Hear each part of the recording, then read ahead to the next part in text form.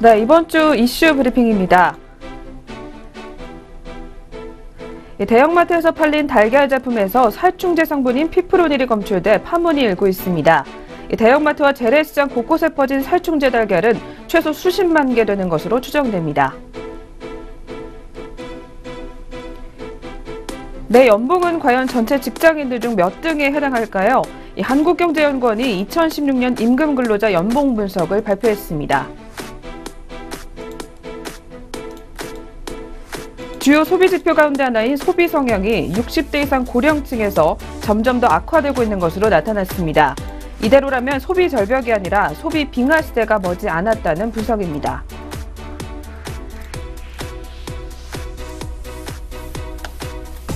PB 브랜드 상품 활성화가 대형마트나 편의점 같은 대형 유통업체의 매출만 늘리고 제조기업의 이윤 증대로 이어지지 못한다는 국책연구기관 보고서가 나왔습니다. 올해 상반기 코스피 상장기업의 이익이 두 자릿수의 높은 증가율을 보이며 사상 최대를 기록한 것으로 나타났습니다. 자세한 소식 잠시 뒤 위클리 핫7에서 전해드립니다.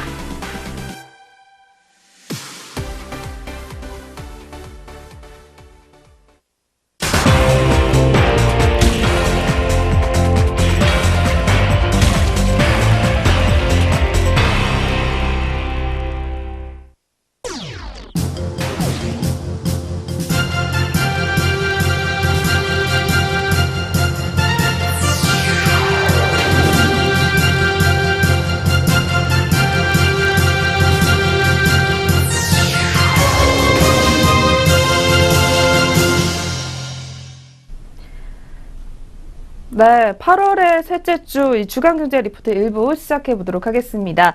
네, 한 주간의 주요 경제 이슈 자세히 살펴보는 위클리 핫7으로 저희 먼저 시작해 보도록 하겠습니다. 네, 오늘 이슈 소개는 이정현 기자와 함께 하겠습니다. 네, 기자님 어서 오세요. 네, 안녕하세요. 이정현 기자입니다. 네, 그렇다면 저희 바로 첫 소식부터 전해드리도록 하겠습니다. 네, 경기도에서 시작된 살충제 계란 파문이 일파만파로 퍼지고 있는 가운데 강원도 철원과 경기도 양주 산란계 농가에서 살충제 계란이 추가로 검출됐다고 합니다. 농림축산식품부에 따르면 전국 모든 산란계 사용 농가 가운데 243곳에 대해 1차 조사한 결과 사용이 금지된 살충제인 피프로닐 성분이 검출됐다고 밝혔는데요. 네, 어떤 내용인지 먼저 전해주시죠. 네, 이번 국내산 달걀 살충제 검출은 산란계 사육 단가를 낮추기 위해 좁은 공간에 많은 가축을 키우는 밀집 사육의 영향이 커지고 있습니다. 한 농장 관계자는 닭이 움직일 틈도 없이 빽빽하게 우리에 넣어서 키우다 보면은 이 닭 진드기를 잡기 위해서 어쩔 수 없이 살충제를 뿌릴 수밖에 없다고 밝혔습니다. 실제 이번 경기 광주에 위치한 산란계 농장에서 나온 살충제 성분 비벤트린은 닭에 기생하는 진드기를 잡는 데 쓰이고 있습니다. 일반적으로 야생 상태의 닭은 땅에 몸을 문지르는 흙목욕이나 발로 모래를 뿌리는 등의 동작으로 몸에 붙은 해충을 없애곤 합니다. 하지만 좁은 축사에서 밀집 사육당하는 산란계의 경우 이 같은 동작으로 각종 벌레를 없애기는 어렵습니다. 진드기 번식이 늘어나면 닭의 산란율은 떨어지고 폐사율은 높아지는 부작용이 나타납니다. 따라서 산란계 농가에서는 살충제를 뿌려 닭에 기생하는 해충을 없애왔습니다. 농림축산식품부에 따르면 정부가 허가한 닭 진드기 살충 성분은 비펜트린 등 13종입니다. 농식품부 관계자는 해당 살충 성분의 경우 각각 잔류 허용 기준 등에 설정이 되어 있다며 이 안전한 달걀 유통을 위해서 지난해부터 달걀의 살충제 27종 검출 검사를 실시 중이라고 밝혔습니다. 네, 달걀 같은 경우는 우리가 가장 많이 먹는 식품 중에 하나인데요. 이렇게 살충제 계란에 대한 공포가 더욱더 확산이 되고 있는 가운데 그렇다면 왜 계란에서 유독 이렇게 농약이 검출되는 이유가 뭔지 한번 알려주실까요? 네, 이 살충제 살포가 거듭되면서요, 이 해충에게 살충제 면역이 생기기 때문에 또 일부 농가에서는 독성이 강한 미승인 살충제를 살포해왔다고 전했습니다. 이번에 경기 남양주 농가에서 검출된 살충제 성분 피프로닐도 이 소, 돼지, 닭처럼 인간이 직접 섭취하는 동물에는 사용이 금지되어 있습니다. 서울대 교수 박형호는 이 지난 4월 한국소비자연맹이 마련한 유통계란 농약관리 방안 토론회에서 지난해 산란계 사육 농가 탐문조사 결과 양계 농가 61%가 닭 진드기 감염과 관련해 농약을 사용하고 있었다고 밝혔습니다. 한국소비자연맹은 일부 국내산 계란에서도 농약 성분이 검출되고 있는 만큼 이에 대한 관리가 필요하다는 의견을 식품의약품안전처에서 제안하기도 했습니다. 한편 농산식품부는 이 부적합 농가들을 상대로 살충제 구입 경위 등을 조사하는 한편 이 식품의약안전처와 지방자치단체에 통보하고 생산과 유통, 이 계란에 대해 유통 판매 중단 조치에 들어갔다고 전했습니다. 네, 결국 인간이 섭취를 하는, 직접 섭취하는 동물에는 사용이 금지된 이 살충제를 사용했다는 말인데요. 이 정부가 관계 부처와 그리고 민간 합동 태스크포스 팀을 꾸려서 이 전국 산란계 농장 1,430곳을 대상으로 진수 검소에 나서고 있지만 이미 소비자들에게는 신뢰를 잃은 모습이라고 합니다. 이 안전에 문제가 없는 일부 농가에 대해서는 이 하루빨리 이에 대한 해결이 좀 이루어졌으면 하는 바람입니다. 네, 그렇다면 두 번째 또 이슈로 넘어가 보도록 하겠습니다. 네, 내가 받은 연봉은 과연 전체 근로자들 중에서 과연 몇 등에 해당을 할까요? 네, 전국경제인연합회사나 한국경제연구원이 이런 궁금증을 풀 수 있는 보고서를 내놔서 또 화제가 되고 있습니다. 네, 자세한 소식도 이어서 한번 전해주시죠. 네, 한국경제연구원은요, 이 16일에 발표한 2016년 임금근로자 연봉 분석 보고서에서 국내 근로자 1,544만 명에 비해서 이 지난해 평균 연봉은 3,487만 원으로 된 것으로 조사됐다고 밝혔습니다. 이는 2015년 3,281만 원에 비해 3.3% 오른 것입니다. 이 전체 근로자를 100명으로 가정했을 때 50번째에 해당하는 근로자의 연봉을 뜻하는 증위 연봉은 2,623만 원이었습니다. 이 역시 2015년 2,500만 원에 비해서 4.9% 오른 기록입니다.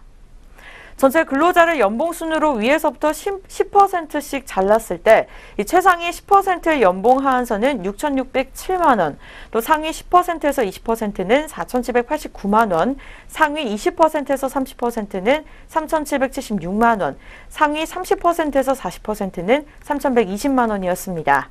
이 전체 근로자 가운데 하위 60%는 평균 연봉에 미치지 못할 정도로 소득 편중이 심한 셈입니다. 다만 평균 연봉 상승률은 최상위 10%에 비해 최하위 10%가 5.3%로 4배 정도 높았습니다. 상위 10%와 10%에서 20%와 또 20%에서 30% 상승률은 각각 2.9%와 3.5%였습니다. 네, 그렇다면 이렇게 근로자 개개인별로 말고 기업 규모별로도 좀 차이가 있었죠. 네, 기업 규모별로 보면요. 이 근로자 300명 이상 대기업 정규직 근로자의 평균 연봉은 6,521만 원이었고 또 중소기업 정규직은 3,493만 원으로 집계됐습니다. 이 대기업 정규직 대비 중소기업 정규직 연봉 비율은 53.6%로 여전히 격차가 컸는데 2015년에 51.4%에 비해서는 소폭이 그나마 개선됐습니다. 네, 이는 대기업 정규직 평균 연봉이 0.3% 줄어든 대신 이 중소기업 정규직은 3.9% 올랐기 때문입니다. 대기업 정규직의 평균 연봉은 전체 근로자 가운데 상위 10.3% 수준에 해당하고 또 중소기업 정규직은 상위 34.3%에 해당합니다. 이 연봉 수준별 근로자 수 분포를 보면 2천만 원에서 4천만 원 미만이 39%, 또 2천만 원 미만이 33.8%로 4천만 원 미만이 70%를 넘었습니다. 최하위 2천만 원 미만 근로자의 비중은 2015년에 36.5%에 비해서 2.7%가량 줄었습니다. 이 최상위 1억 원 이상 근로자는 2.8%, 또 8천만 원에서 1억 원 미만은 3%였습니다. 네, 시청자 여러분들 중에 과연 내 연봉은 이 전체 근로자들 중에서 과연 몇 등이 될까 하고 궁금해하시는 분들 평소에 좀 많았을 것 같은데요. 이 궁금증을 좀 해결해 볼 수가 있는 보고서였습니다. 다만 대기업과 중소기업 정규직 평균 연봉이 이 2배 가까이 이렇게 차이가 난다는 부분은 다소 아쉬운 결과다라고 할 수가 있겠는데요. 이 하루빨리 임금 격차가 좀 줄어들고 그리고 근로자들이 좀 제대로 된 대우를 받을 수 있는 이 사회가 될 필요가 있겠습니다. 네, 그렇다면 계속해서 세 번째 이슈입니다. 이 세 번째로는 60대 이상 연령층의 신용카드 이용액이 경제활동이 가장 활발한 이 40대 중반에 비해서 40% 가까이 이 적은 것으로 나타났다고 합니다. 이 정년퇴직 등으로 소득이 빠르게 감소를 하게 되면서 이 소비를 전반적으로 줄인 영향이 좀 가장 큰 것으로 분석이 되고 있는데요. 네, 자세한 조사 결과 한번 전해주시죠. 네, 15일 신용카드 업계에 따르면요, 이 한 대형 카드사가 6개월 연속으로 사용카드를 이용한 고객을 대상으로 조사했을 때, 이 지난해 월 평균 카드 이용액을 조사한 결과 기한의 생애 주기별로 봤을 때 청년층, 또 중장년층, 노년층, 중노년층의 카드 이용액이 현저히 낮았습니다.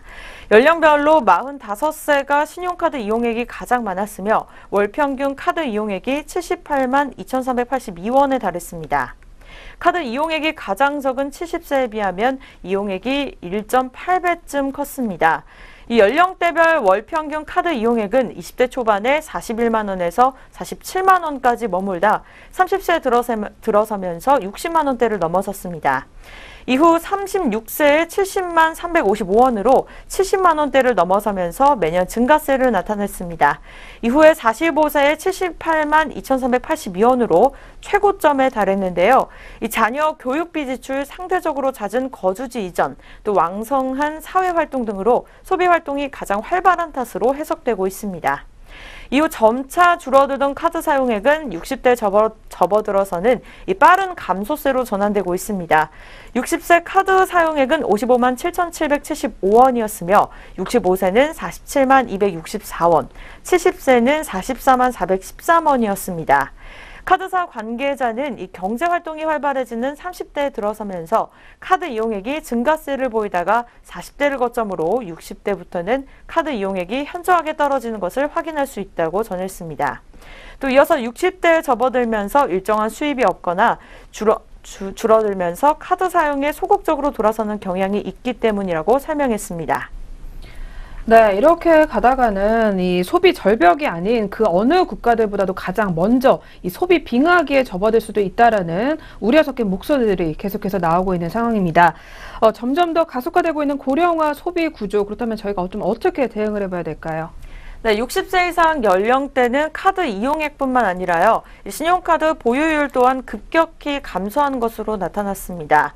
한국신용정보원 최종원 선임 조사역은 이 금융 소비자의 생애 주기별 대출 및 신용카드 거래 행태 분석에서 노년층 대출 보유자의 신용카드 보유율을 살펴본 결과 신용카드를 한 장도 보유하지 않은 비율이 60세의 20%를 밑돌았지만 85세에는 무려 60%를 육박했다고 밝혔습니다.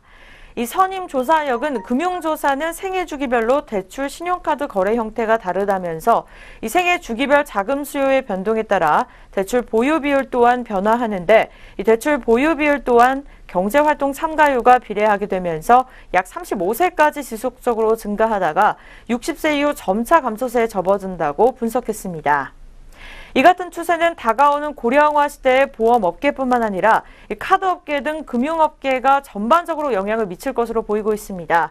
최근 통계청이 발표한 우리나라의 장래 인구 추계에 따르면 지난 2015년 기준 65세 이상 고령층 인구는 12.8%에서 2035년에는 28.7%, 2065년에는 42.5%로 인구의 절반 수준에 근접할 것이라고 예상됐습니다. 이 한국은행 경제연구원에 따르면요, 지난달 발표한 고령화의 원인과 특정 보고서에서 우리나라는 고령화가 다른 나라보다 빠른 속도로 진행되고 있다면서 고령화로 노동 공급이 줄어들고 소비 지출에도 영향을 미칠 수 있다고 분석했습니다.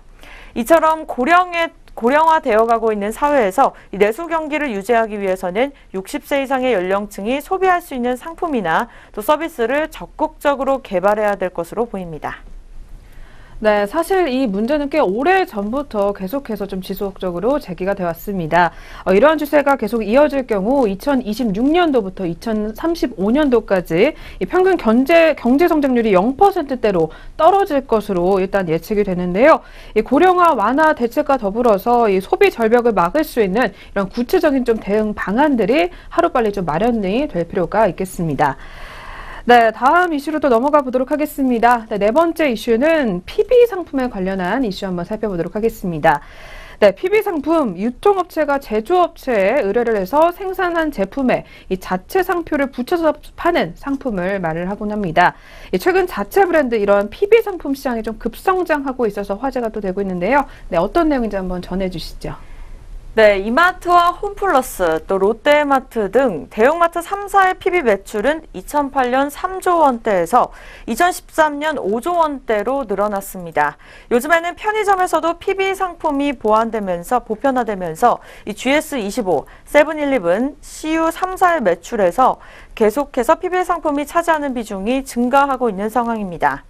이 PB 상품은 대형 유통업체들의 매출 증대뿐만 아니라 상생 이미지를 강화하는 데도 도움이 됩니다. 이마트는 지난 5월 자사 PB인 노브랜드 상품 중 이 중소기업의 비중을 70% 이상으로 올리겠다고 발표했습니다. 하지만 한국개발연구원의 분석에 따르면 PB 상품 시장 성장에 따른 과실은 유통업체가 독차지하는 것으로 나타났습니다. 네, PB 상품 정성시대다라는 말이 나올 정도로 이렇게 최근 시장에서 자체 브랜드 상품에 대한 인기가 정말 대단하게 이어지고 있는데요. 그러나 제주는 납품업체가 부리고 이 돈은 유통업체가 버는 일이 벌어지고 또 있다고 합니다. 네, 어떤 의미인지 한번 전해주실까요? 네, KDI 연구위원이 16일 발간한 보고서에 따르면요. 이 PB 상품 매출 증가는 유통업체에는 확실히 도움이 되고 있습니다. 추정 결과 PB 매출 비중이 1%포인트 오를 때마다 이 점포당 연간 매출액은 2,230만 원에서 2,850만 원, 또 연간 유통이익은 270만 원에서 900만 원으로 증가한 것으로 나타났습니다. 네, 반면 PB 상품의 매출이 증가할수록 납품 제조업체의 매출은 오히려 감소했습니다. 특히 제조업체의 규모가 클수록 매출 감소폭이 커지면서 이 PB 매출 비중이 1%포인트 오를 때 대기업은 10억 9천만 원, 중소기업 중 규모가 큰 편에 속하는 기업은 2억 8천만 원씩 각각 매출이 감소했습니다. 이 규모가 큰 제조업체일수록 소비자에게 잘 알려진 고유 브랜드를 가진 경우가 많은데 PB 상품 납품이 늘어나면 고유 브랜드 판매가 줄어드는 제살 깎아먹기 현상이 발생하기 때문이라는 보고서가 추정하고 있습니다.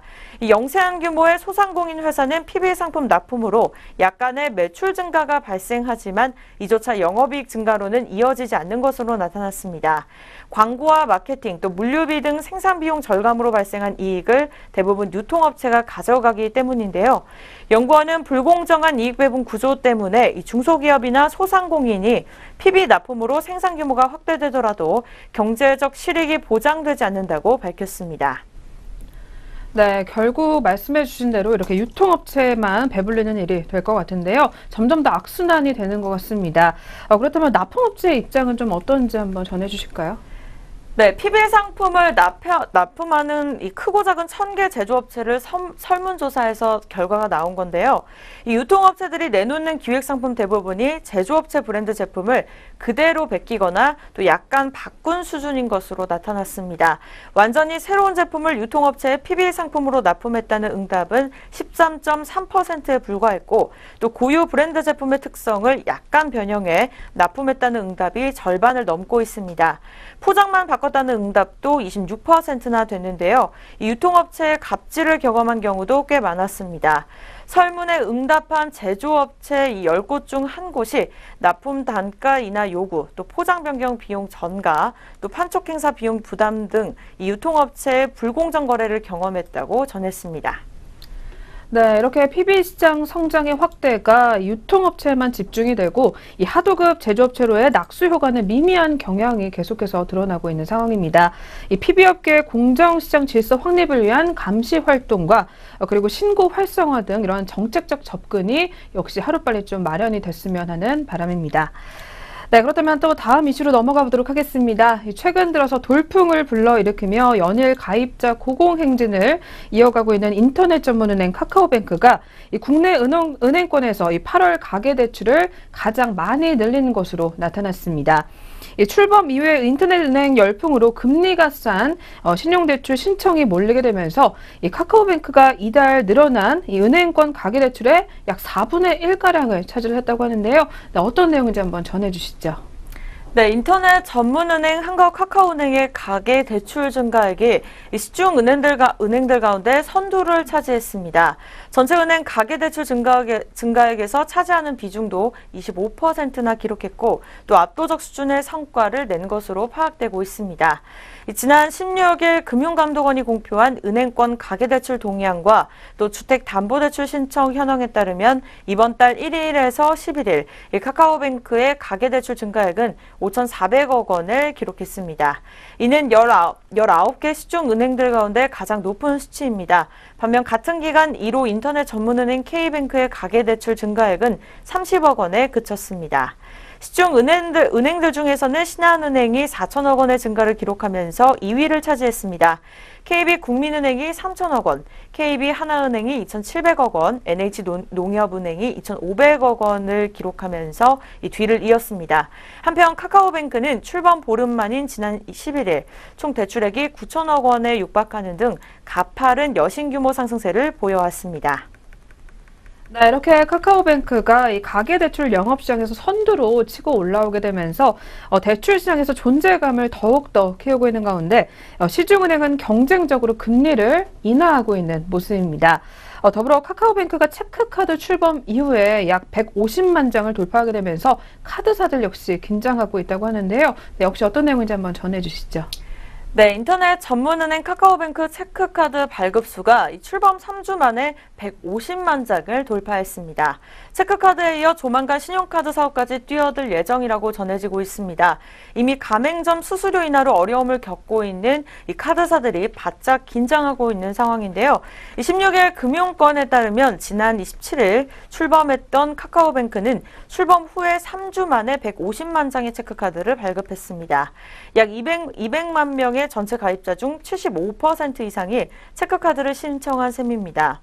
이 카카오뱅크의 체크카드 발급 규모는 이미 전업계 카드사 실적을 넘어선 상태입니다. 카카오뱅크 체크카드는 카카오 인기 캐릭터인 카카오 프렌즈가 인쇄된 귀여운 디자인으로 20대에서 30대 젊은 층을 중심으로 큰 호응을 받고 있습니다. 기본 0.2% 캐시백 외에는 별도 사용 혜택이 없는데도 오로지 체크카드를 발급받고 싶어서 카카오뱅크에 가입했다는 회원들도 굉장히 많습니다. 인터넷 은행들이 조만간 신용카드를 출시하게 되면 카드 업계 전체를 뿌리채 뒤흔들 수 있을 것이라는 전망까지 나오고 있습니다. 이 K뱅크는 늦어도 내년 초 신용카드 업무를 시작할 계획이라고 이 카카오뱅크도 신용카드 사업을 준비 중에 있습니다. 카카오뱅크가 내년 상반기 도입을 추진하고 있는 앱2앱 결제 서비스도 카드 업계에 큰 위협이 될 수 있는 것으로 보이고 있습니다. 네, 이렇게 인터넷 전문은행 그중에서도 특히 카카오뱅크의 초반 흥행이 이 카카오톡 이 서비스를 기반으로 해서 기대감이 반영된 측면이 없지 않아 있다라는 의견 또한 나오고 있는 상황인데요. 신용카드 사업까지 만약에 진출에 성공할 경우에 시중은행들은 더욱더 입지가 좁아질 것으로 보여지기 때문에 이 향후 흐름에 대해서 좀 예의주시하면서 지켜볼 필요가 있겠습니다. 네, 그럼 계속해서 또 다음 이슈로 바로 넘어가 보도록 하겠습니다. 국내 코스피에 상장된 기업들의 올해 상반기 이익이 사상 최대로 집계됐다라는 소식이 나왔습니다. 이 상반기 이익 규모로 사상 최대였던 2016년도 기록을 모두 뛰어넘은 기록이라고 하는데요. 하지만 시가총액 1위 대장주인 이 삼성전자를 제외할 경우에 이 전체 상장사의 수익성은 오히려 소폭 낮아졌다라는 의견이 또 나오고 있습니다. 하지만 상반기에 이어서 이 하반기까지 상장사들의 이익은 지난해보다는 계속해서 늘어날 것으로 예상이 되고 있습니다. 그렇다면 먼저 유가증권 시장에 상장된 우리 기업들의 이 상반기 실적부터 한번 전해주시죠. 네, 국내 상장사들이 상반기 영업이익 82조 원, 또 당기순이익 64조 원을 기록했습니다. 역대 최고치였던 지난해 상반기 기록을 훌쩍 넘어선 기록인데요. 올해 또 한 번 연간 기준 최고치를 경신할 것이라는 기대감이 나오고 있습니다. 16일 한국거래소에 따르면 올해 1월에서 6월까지 연결 재무제표 기준 유가 증권시장 상장사의 당기순이익은 61조 원, 코스닥 시장 상장사의 당기순이익은 3조 5천억 원으로 총 64조 5천억 원을 기록했습니다. 지난해 상반기에 51조 원에서 26.5%가 증가한 규모입니다. 지난해 상장사들은 연간 순이익 100조 원을 처음으로 넘어서며 이목을 끌었습니다. 올해는 이보다 큰 120조 원까지 가능할 것이라는 전망이 전문가들 사이에서 제기됐습니다. 특히 지난해의 경우 매출은 줄고 순이익은 증가하는 불황형 흑자의 양상을 보여 우려가 됐지만 올해의 경우 매출액과 영업이익, 순이익이 동반 증가하는 흐름을 보이고 있어서 기대가 더욱더 고조되고 있습니다. 네, 이렇게 우리 코스피 상장사들 올 상반기에만 A+ 성적표를 받게 되는데요. 이 상반기에만 61조 원을 벌어들이게 되면서 지난해 호실적을 깨고 사상 최대 실적을 거둔 것으로 분석이 됐습니다. 이 코스피 연간 영업이익이 또한 120조 달성 가능성도 높아진 모습인데요. 그럼 양시장 모두 각각 어떤 업종이 좀 실적 개선세를 이끌었는지도 한번 분석해 주시죠. 네, 먼저 유가증권사에서요. 이 상반기 삼성전자의 매출액 비중은 12.26%로 나타났습니다. 이 삼성전자를 제외하면 상장사들의 매출액은 799조 원으로 전년 동기 대비 7.85% 증가한 기록입니다. 네, 438개사가 당기순이익 흑자를 기록했고 95개사가 적자를 기록했습니다. 더불어 금융업 절반의 실적이 개선된 가운데 이 가운데서도 증권업의 약진이 두드러졌습니다. 이 상반기 금융업의 영업이익과 순이익은 각각 17조 원과 14조 원으로 전년 동기 대비 45.7%와 26.8%가 증가했습니다. 특히 2분기로 접어들면서 은행업의 경우 영업이익과 당기순이익이 각각 25%, 또 22.8%로 급감한 반면 증권업은 28.2%, 30.8%의 증가율을 보이면서 희비가 교차했습니다. 코스닥 상장사 역시 매출과 이익의 동반 상승을 보였습니다. 코스닥 상장사의 상반기 총 매출액은 75조 6,164억 원으로 전년 동기 대비 11.39%가 증가했습니다. 소속부별로는 이 중견기업의 실적이 크게 개선되면서 흑자 전환을 했습니다. 이 302개 중견기업의 경우 지난해 상반기 576억 원의 순이익 적자를 기록했지만 올해 상반기에 들어서는 1,046억 원의 순이익을 올렸습니다. 네, 이렇게 말도 많고 탈도 많았던 상반기가 지나고 어느새 8월도 반 이상이 지났습니다. 올해 상반기 같은 경우에는 상장사들의 외형과 수익성이 함께 성장세를 기록을 했는데요. 글로벌 경기 회복세를 타고 그동안의 불황형 흑자를 넘어서서 또 긍정적인 평가가 계속해서 나오고 있는 상황입니다. 다만 일각에서는 IT와 금융 등의 이렇게 일부 업종의 실적 개선이 편중된 점은 좀 한계다라는 지적이 나오고 있는 상황입니다. 과연 시장의 전망대로 하반기까지도 사상 최대 실적을 유지를 하게 되면서 연간 순이익 120조 원대를 돌파할 수 있을지 지켜보시길 바라겠습니다. 네, 그럼 오늘의 마지막 이슈 남겨놓고 있습니다. 마지막 이슈는 더불어민주당과 정부 그리고 청와대가 고위급 협의를 갖고 각종 정책 추진과 그리고 정기 국회 입법 대책 등을 논의했습니다. 내년부터 월 10만 원씩 아동수당을 지급키로 하고 기초연금 지급액을 25만 원으로 올리는 안을 추진하기로 했는데요. 먼저 아동수당이 뭔지에 대한 설명부터 자세하게 들어보도록 하겠습니다. 네, 내년부터 월 10만 원씩 지급될 예정인 아동수당이란 아동 양육에 대한 국가 책임성을 강화하고 또 미래 세대인 아동에 대한 투자 확충을 통해서 아동의 건강한 성장을 지원하기 위해 도입되는 제도입니다.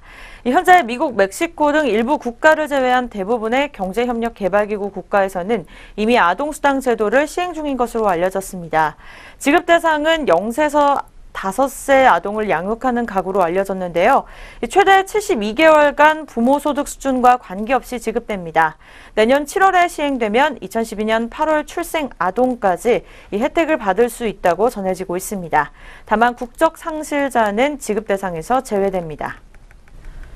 네, 이렇게 내년도 초저출산 상황이 지속되는 것에 따른 것으로 양육에 대한 국가 책임성을 강화하고 그리고 인구의 질적 수준을 제고하기 위한 기반 확충이다라는 설명이 나오고 있는데요. 그렇다면 아동수당 지급 대상에 대한 자세한 설명 다시 한번 좀 짚어드리면서 신청 방법은 어떻게 되는지도 한번 알려주시죠. 네, 내년 7월부터 5세까지의 자녀를 둔 보호자는 이 월 10만 원의 아동수당을 받게 됩니다. 이 문재인 대통령의 공약과 동일한 상황인데요. 이 보호자의 소득 수준과 관계없이 일괄적으로 대상자에게 아동수당을 지급합니다. 지급 시기는 내년 7월부터입니다. 따라서 내년 7월에는 2012년 8월 이후에 태어난 아동들이 아동수당을 받을 수 있습니다. 내년에 아동수당을 받을 수 있는 아동은 약 253만 명입니다. 하지만 90일 이상 지속적으로 해외에 체류하면 아동수당을 못 받게 됩니다. 행방불명이나 실종 등의 경우에서도 마찬가지입니다. 특히 보호자가 아동을 학대하거나 제대로 보호하지 않는 경우에는 아동수당 지급을 제외합니다. 판사가 아동학대를 한 사람에게 격리, 접근 금지, 또 친권 제한 등의 처분을 내렸거나 보호자가 감옥에 수용된 경우 등입니다. 아동수당을 받으려면 보호자나 대리인이 가까운 읍이나 면, 또 동, 주민센터를 방문하거나 온라인 등을 통해서 신청하면 됩니다. 신청서를 받은 지자체 공무원은 이 가구 등을 방문해서 실제 양육 여부 등을 조사할 계획입니다. 이 아동수당은 기존의 양육수당과는 전혀 다릅니다. 양육수당에 만 5세 이하 보육시설을 이용하지 않는 경우 최대 20만 원까지 지급되고 있습니다. 양육수당과 별개로 아동수당이 주어지는 것입니다. 네, 오늘도 이렇게 아동수당 주제를 마지막으로 7개 이슈 한번 자세하게 들어봤습니다. 네, 오늘 이슈 전달에 힘써준 이정현 기자는 여기서 한번 보내드리도록 하겠습니다. 네, 기자님 감사합니다. 감사합니다. 네, 그리고 저희 지난 10일부터 15일까지 제13회 제천국제음악영화제가 열렸습니다. 내외경제TV가 그 현장에 다녀왔습니다.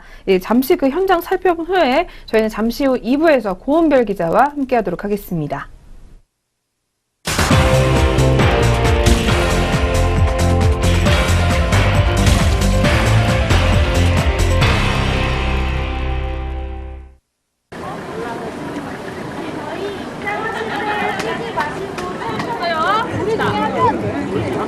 네, 앞 좀 앉아주세요. 뒤에 분들까지 다 같이 볼 수 있게.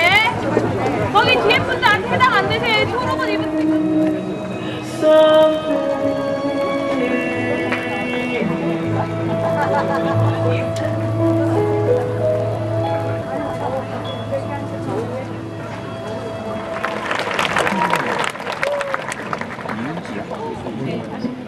이렇게 자연 속에서 어떤 편안함을 누리는 시간, 위안을 갖는 시간을 같이 나눴으면 좋겠어요.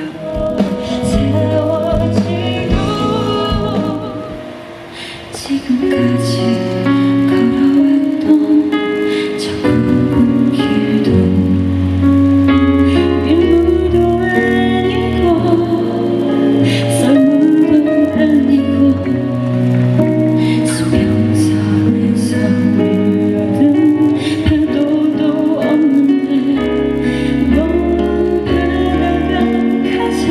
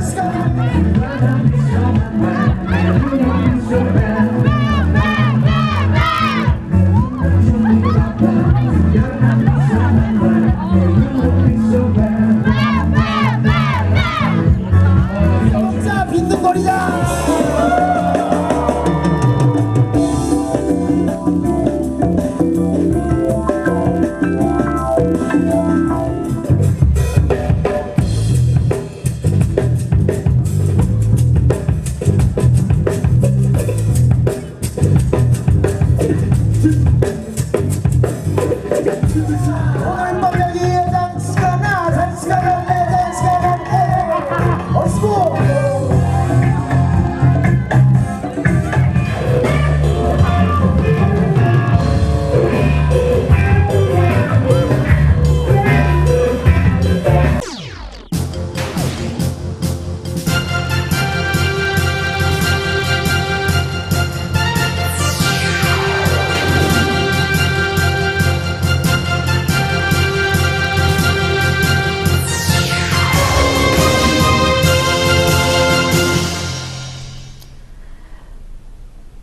네, 주간경제 리포트 2부 순서입니다.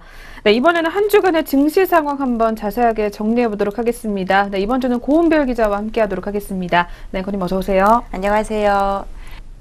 안녕하세요. 고은별입니다. 네, 먼저 그렇다면 또 수급 이어서 지수 상황 한번 확인해 보도록 하겠습니다. 네, 지난주 코스피 같은 경우에는요, 이 북한발 지정학적 리스크로 조정을 받는 모습이었습니다. 먼저 미국과 북한의 정상의 강경 발언으로 고조가 됐었던 이 군사 충돌 우려는 양측이 한 발씩 물러서면서 완화가 됐고, 이는 코스피 추가 하락을 제한하는 요인이 됐었습니다. 특히 2300선 초반대까지 밀려나게 되면서 추가 하락 가능성도 배제하기 어려운 모습이었는데요. 하지만 IT주 반등에 힘입어서 다시 상승세를 이어가던 코스피 시장이었습니다. 네, 지수 마감 동향 다시 한번 자세하게 짚어보도록 하겠습니다. 네, 지난주 코스피 시장은 앞서 살펴봤던 대로 이 트럼프 미국 대통령의 화염과 분노 발언과 함께 지수 하락을 이어갔지만 월요일에 재차 10포인트 넘게 반등을 하면서 2330선 위로 올라왔습니다. 그 이후 화요일 광복절에 휴장에 들어갔고요. 수요일 개장 이후에 이 북한 리스크 악화에 따른 외국인의 순매수에 힘입어서 2350선을 돌파하면서 개장을 했지만 외국인이 장중 순매도로 돌아서게 되면서 상승폭을 줄여나갔습니다. 주 후반에 접어들면서 목요일에는 지수가 3일 연속으로 상승 마감했습니다. 지정학적 리스크가 완화되고 그리고 외국인들이 순매수하게 되면서 코스피 지수는 2360선대에 안착했습니다. 네, 그리고 한 주의 마지막 거래일 금요일 결국 2360선을 지켜내지 못하면서 마감이 됐습니다. 네, 그렇다면 코스닥도 한번 자세하게 마감 통영 한번 짧게 한번 짚어보겠습니다. 네, 코스닥도 이번 주에는 거래소와 비슷한 흐름을 보여왔었는데요. 지난 11일 지수가 1% 넘게 밀려나게 되면서 620선 후반까지 밀려나게 됐지만 월요일에는 재차 반등에 성공을 하게 되면서 연속 상승 해세를 나타냈습니다. 네, 금요일까지 연일 4거래를 연속으로 빨간불을 켜면서 마감이 됐습니다. 역시 북한 리스크가 완화가 되고 정책 기대감이 살아나게 되면서 코스닥의 경우 지난주 낙폭을 모두 만회할 수 있었던 한 주였습니다. 네, 지수 마감 동향 한번 자세하게 짚어봤습니다. 그렇다면 이번 주도 수급은 어떻게 마감이 되는지 한번 알아보도록 하겠습니다.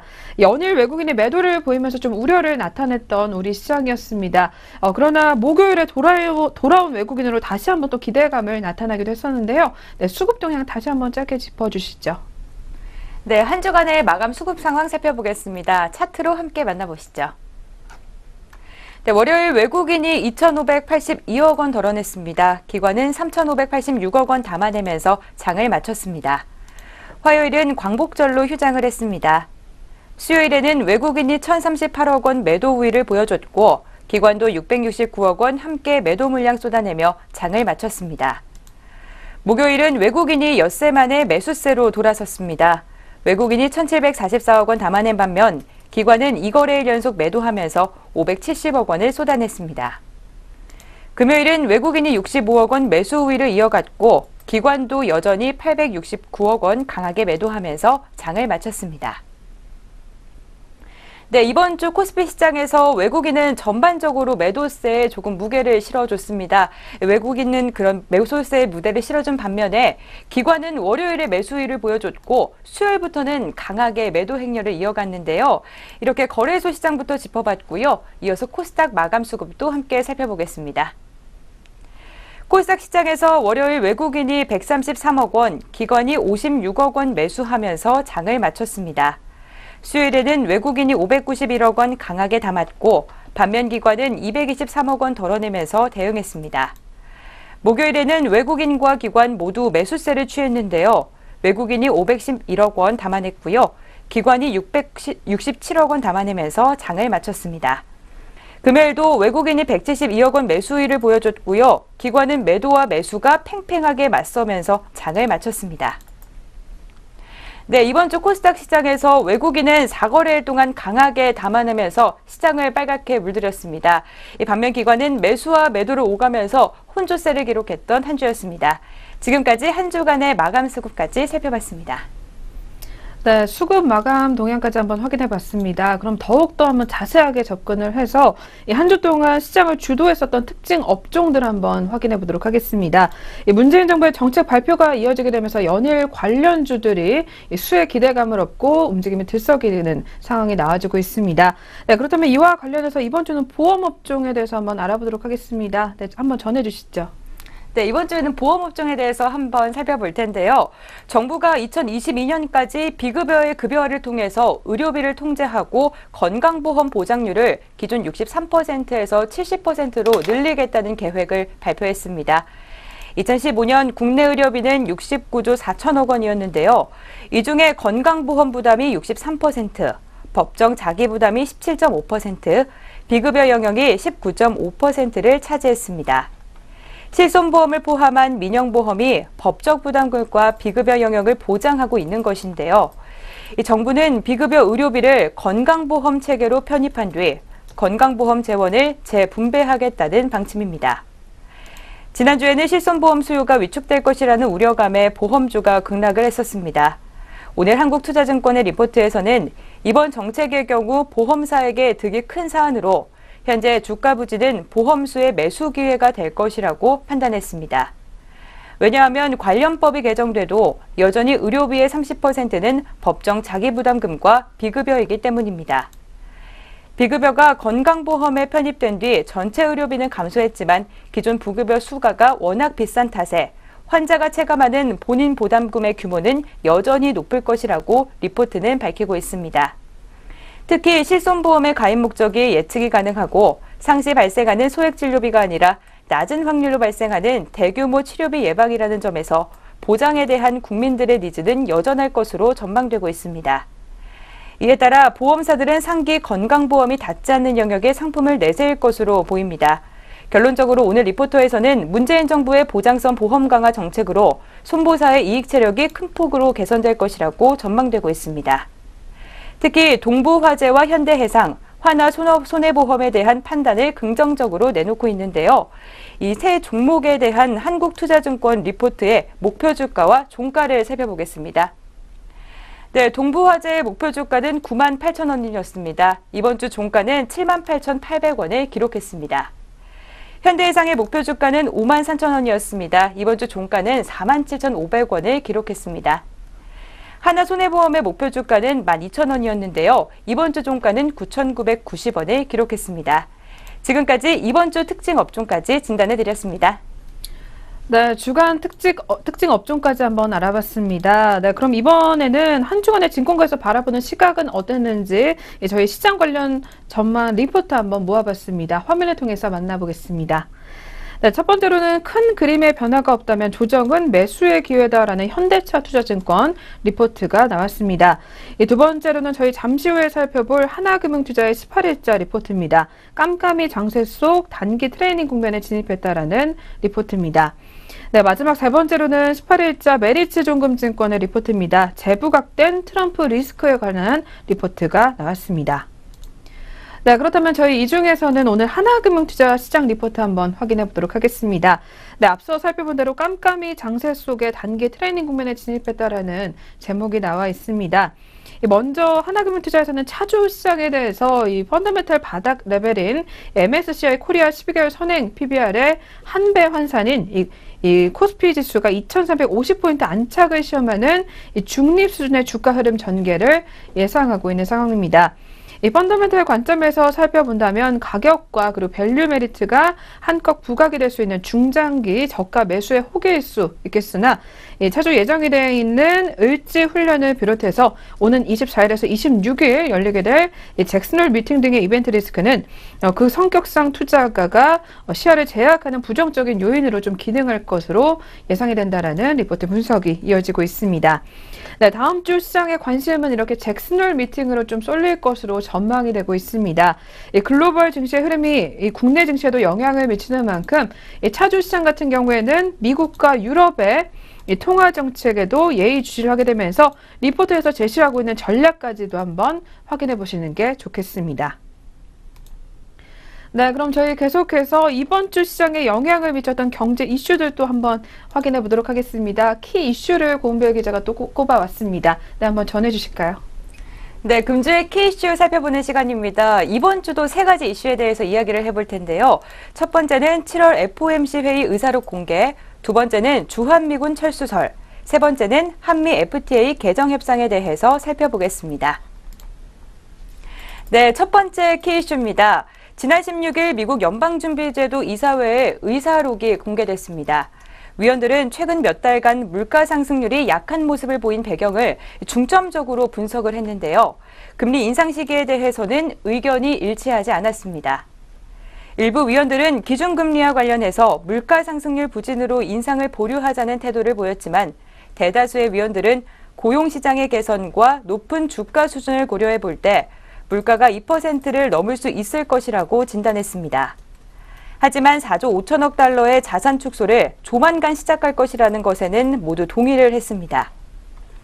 의사록이 공개되면서 지난 17일 원달러 환율이 크게 하락하는 등 우리나라에도 영향을 끼치는 모습이 포착되기도 했습니다. 네, 다음은 두 번째 키 이슈입니다. 트럼프 미국 대통령이 북한과의 대화 여지를 보이면서 17일 코스피 지수가 3거래일 연속 상승하면서 마감했습니다. 네, 스티븐 배넌 백악관 수석 전략가는 북한의 핵 미사일 위협과 관련해 군사적인 해법은 없다며 미국과 북한 간 군사적 긴장을 축소시키려는 모습을 보였습니다. 한편 배넌이 북한과의 협상 카드로 주한미군 철수를 거론하면서 논란이 일고 있습니다. 미국의 언론들은 배넌이 한 온라인 매체와의 인터뷰에서 중국이 북한의 핵 개발을 동결시키는 대가로 미국은 한반도에서 주한미군을 철수하는 내용의 협상을 고려할 수 있다고 말했다는 내용을 전했습니다. 이에 대해 뉴욕타임스는 배넌이 제시한 거래는 수십 년간 미국이 유지해온 정책에서 급격히 이탈하는 것이라며 그런 일은 일어나지 않을 것이라고 지적했습니다. 네, 다음은 세 번째 키 이슈입니다. 한미 자유무역협정 개정 여부에 분수령이 될 공동위원회 특별회의가 오는 22일 서울에서 개최됩니다. 특히 협상에서는 유리한 고지를 확보하기 위해 양국 간의 기싸움이 본격화될 것으로 예상돼 결과가 집중되고 있습니다. 우리나라 산업통상자원부는 미국 측의 특별공동회에서 한미 FTA 발효 이후 효과에 대해 양측이 공동으로 객관적인 조사와 연구, 평가를 할 수 있는 최선의 방안에 대해서 논의하자는 입장을 전했습니다. 네, 지금까지 금주의 K이슈 살펴봤습니다. 네, 이렇게 해서 저희 오늘 다음 주 시장 전망과 함께 금주 시장 다시 한번 좀 정리를 해봤습니다. 네, 저희 함께한 내용 화면을 통해서 정리 도와드리겠습니다.